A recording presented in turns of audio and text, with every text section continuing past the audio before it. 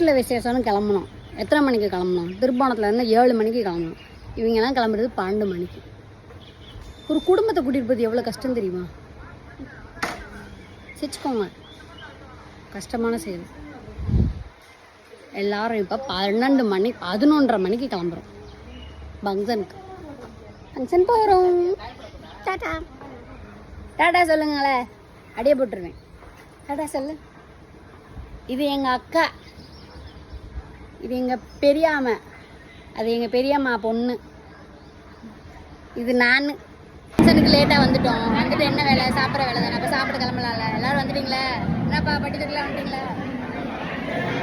இது எங்கள் அம்மா, இது அவங்களோட பெரிய அக்கா, இவங்களோட தங்கச்சி, இது என்னோட தங்கச்சி, இது என்னோட அக்கா.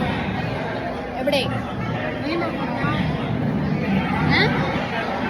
காமிச்சிட்டேன். இது யார் ஃபங்க்ஷன் அப்படின்னா சொந்தக்காரங்க ஃபங்க்ஷன் தான்.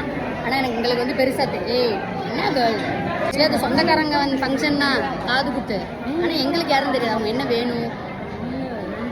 ஒரு ஃபங்க்ஷனாக கூட்டிகிட்டு வராங்க, அவ்வளோதான். இல்லைனா வந்து யாருமே ஃபங்க்ஷன், அக்கா ஃபங்க்ஷன். எனக்கு அக்கா அவங்க, ஆனால் அவங்க பேர் தெரியாது, ஒன்றுமே தெரியாது. பிள்ளைங்க பேர் கூட எனக்கு தெரியாது. ஆனால் வந்திருக்கோம். பெரியப்பா யார் ஃபங்க்ஷனு? அக்கா. இதுதான் எங்கள் அக்கா. இப்போப்பா இப்போ காது குத்து ஜிங்கிற சிக்கிச்சிங்க. அப்போ தான் எங்களுக்கு முதல் நல்ல ஃபங்க்ஷன் வரும்.